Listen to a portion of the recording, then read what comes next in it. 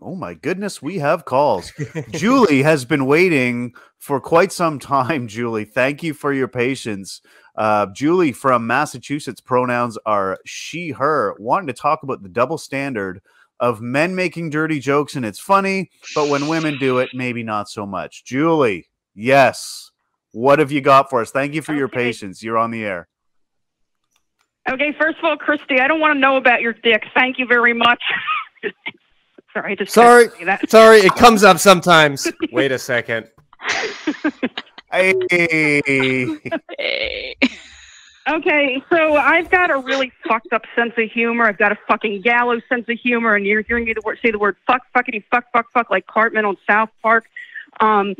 Yeah, anyway, like, you know, growing up, I always had a weird sense of humor, and my mom and grandmother were like, that's not ladylike, and even as a kid in the 90s, I was like, what century are we in? And, of course, these days, it's gotten a lot better if you know, if you're like a parent who votes Democrat or something, and you say that, you're going to be laughed out of the room. But what I wonder, though, is, like the origin of this, that like women shouldn't be exposed to hearing these things, hearing certain words, or they shouldn't say certain things. And this guy on YouTube and yeah, that's what I said. I was just saying, yeah, we gotta keep him pure, but please go ahead. This guy on YouTube, I mean, it sounds like you're affirming what I'm about to say. Like, I don't know, he didn't cite a source, but I thought if it's true, it makes a lot of sense. Is that like the idea is if they don't know what this stuff is and they don't say this stuff, they're less likely to cheat on their husband and make a man bring up another man's baby. And I want to know if there's some truth to that. Like, if you know about that.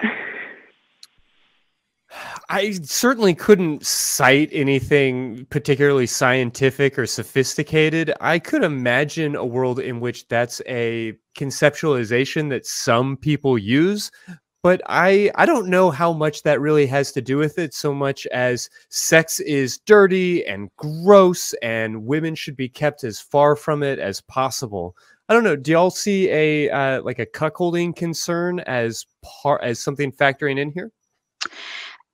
It's something that I remember always hearing in these kind of purity circles was the idea that, you know, well, you have to keep your thoughts pure because if you're thinking about sex, then you're more likely to do it. So yeah, I can see it from that angle, is that, you know, if you're, it's kind of that idea that like if you think about infidelity, it's almost the same as doing it in real life. The idea of, you know, thought crime and everything like that is certainly a tack that people will take sometimes. And yeah, like you were saying, Christy, there was a lot of times another narrative that I would hear quite often among the purity circles, which was this idea that, you know, men felt okay being sexually experienced, but the idea was that whoever their female partner was supposed to have no experience or thought of sex with anyone but them. And so, yeah, she has to keep her mind pure and she can't know about anything and has to, you know, learn everything and be taught by her husband and, you know, completely is incapable of even, you know, thinking about another man in that way. And so I think that might be getting a little bit at what Julie's talking about, perhaps. One thing I've also noticed, and this is something I've noticed over the years, is that, like, I mean, it's almost cliche. It's like when I was growing up, it was my mom and my grandmother giving me grief about it, but my dad was like, you know, who cares? Or not necessarily who cares, but it wasn't like, well, you know, you were a girl, you shouldn't say that. It would be like, you know, come on, you know, fart jokes are for 5-year-olds or something. And, you know, it would be like, you know, I mean, I think there's an argument to be made based, you know, like, okay, is that developmentally appropriate or whatever? But he never, or almost never, brought in the gender thing, and he agreed with me. And like, I think it's kind of like the way men call each other homophobic slurs. They're not getting that from women; they're getting that from other men. It's like these rules, or my guess is that these rules came from men, but women seem to be the ones that enforce them more, at least in my experience. Like, and one thing I say to people is that, we hear all these people saying, well, how come women can't lean in and ask for a raise, and they don't feel they can do that? And it's like, well, wait a second. If they feel they can't even make a fart joke when they're 10, why the fuck should they feel like they can lean in or do something else that is like out of the realm of certain gender boundaries? And it's kind of like the line is being drawn so arbitrarily. And I think it's all part of a bigger picture. Yeah, and again, blamed on genetics, blamed on biology, blamed on these immutable things, when in reality, they're very cultural. They don't have any magical authority. And, it's natural that a lot of our society is arbitrary. But when certain actors try to claim a, not just a moral high ground, but like a biological imperative, it locks in some of these ideas and takes away our ability to like push back or to play with them at all. Yeah, I totally agree with you there, Christy, especially with that idea of leaning in, Julie, like you're talking about, that's really been criticized as well, for the idea that, yes, it's almost like blaming the victim. It's saying, oh, women are paid less, for equal work because they didn't ask hard enough for a raise. And this is, biologically based because, women want to collaborate rather than be in conflict, and, all this whole song and dance. And if only they would just not act that way, then they could succeed. So it's basically their fault, but it completely, takes away responsibility of a system that, places restrictions on women and punishes them for behaving in that way, and really ignores that piece of the equation. And that's really not fair to do. You're setting people up to fail and then blaming them for failing.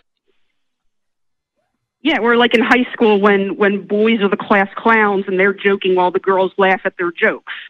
I think it's all part of the same paradigm. Absolutely. Well, these two have basically already said everything that I would have said. So I'll just say, Julie, you sound like someone I need to have a beer with, or 7. Well, I hate beer, but I don't like the taste of alcoholic drinks. But if you want to come to Boston, and get some iced tea with me, sure, we can do that. Oh, it is a date. Please come to Boston. No more singing. I'm not allowed to sing. But you're not allowed to sing or do accents? Ooh, this is getting tricky. Yeah, I know. It's like all of the fun things in my life I'm not allowed to do, and I blame purity culture. Yeah, as you should. I'll do right? I'll do a Boston accent for you. Pack the car. This is wicked cool. Yeah, and actually, it's mostly a South Boston accent when they do that. But if you go to South Boston, it's like pack the car instead of park the car. That's so great, because my calibration phrase for my Boston accent is, I got some dark chocolate in my car. I don't think they say that, but they do say wicked a lot up in New England. They'll say that's wicked cool or whatever. Oh, Christy. I'm sorry, Christy. Sorry. This is so sorry. Sorry. He's sorry about it. See, culture is not immutable, and it varies from place to place, even if biology stays consistent. This is an important message. This is. Wow, I'm looking at the chat. 347 people love me. I'm so flattered. Hey. Thank you so much for calling in again. Definitely. 348. 348, all right. Yeah. Sorry, Christy, go ahead. All right, so we're gonna move on. But Julie, thank you very much for calling. And if I ever come to Boston, you are number 1 on my list for a cup of iced tea. Oh, okay, Nate. Thank you. All right, we'll talk at you later.